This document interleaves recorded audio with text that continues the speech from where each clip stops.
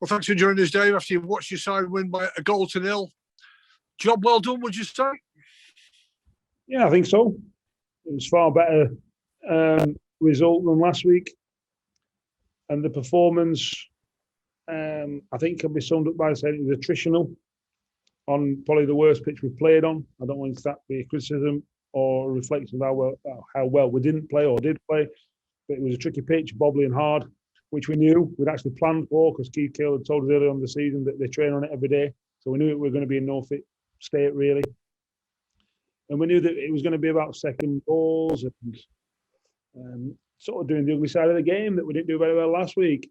And I know the boys, when they put the mind to it, can do it. We've done that. And we've had a couple of bits of quality. Kirky had a one-on-one.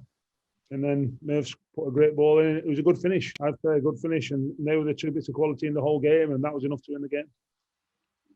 When you mentioned the pitch there, was that one of the reasons that you had to change a little bit from playing out from the back and try and hit some of those diagonal passes? Yeah, we had to change the style. You know, I think if you don't, I think you can look foolish. You know, I've got a strong philosophy. The football club's got a strong philosophy that's quite, well, it is aligned to mine. But at the same time, I think winning games is also important. So it's not about just throwing your philosophy out the window. It's doing it in the right areas at the right times. And you've got, at the end of the day, I certainly get judged by winning football matches. You know, Owen Dale gets judged by scoring goals, and he's scored, I think it's 10 this season. And the more important when the one wins away from home. So like I said, it was attritional at times. It was probably the lowest quality game in terms of possession from us. But the performance was far superior to anything last week, I have to say. You needed a break, didn't you, as well? And you got the break possibly for their one and only chance.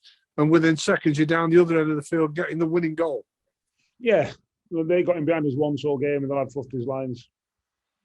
You know, we've got him behind them twice and we scored one because we've got good players.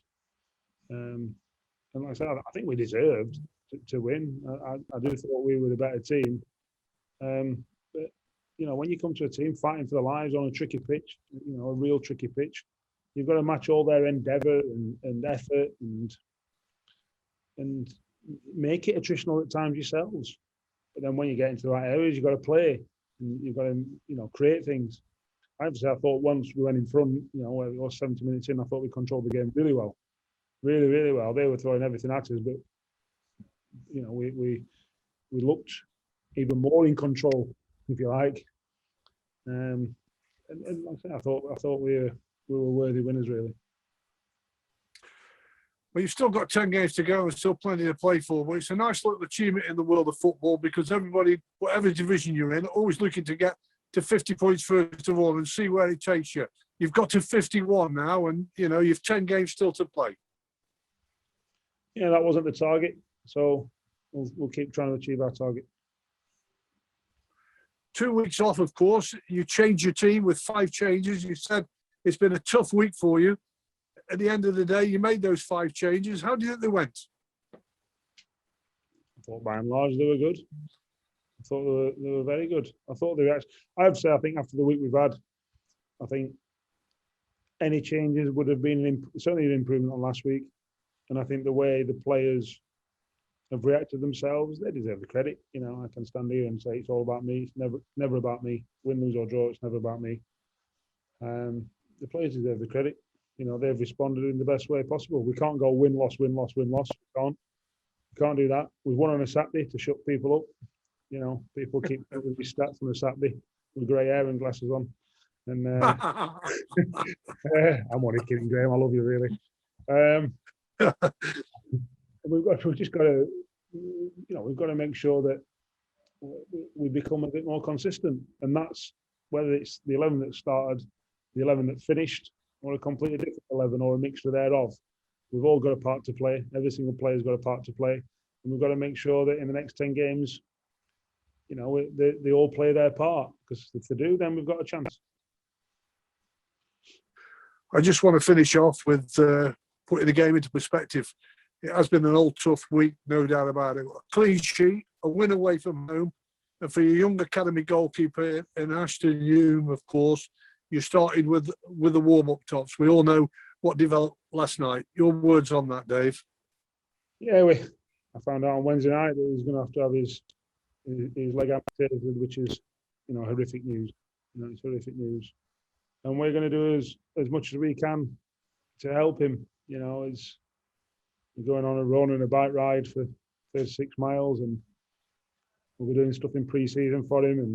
And we've worn some shirts today. The lads have very kindly, I think they put £2,000 towards him yesterday out of their kitty, which is a lot of money. That's a lot of money for our players. I think it's virtually all their fine money. They've give that Ashton in the hope that he can either go on holiday or, I know he's got to have obviously his prosthetic leg fitted, and they don't come cheap, the good ones. So we're going to try and raise as much money as we can for him, because it's it's devastating news for the lad, and we're going to try and do as much as we can for him. We're going to, once he's over the operation and what have you, we'll have him in and we can do some match analysis with him and offer him different routes into professional sport. And that doesn't stop him playing football. It doesn't stop him playing football.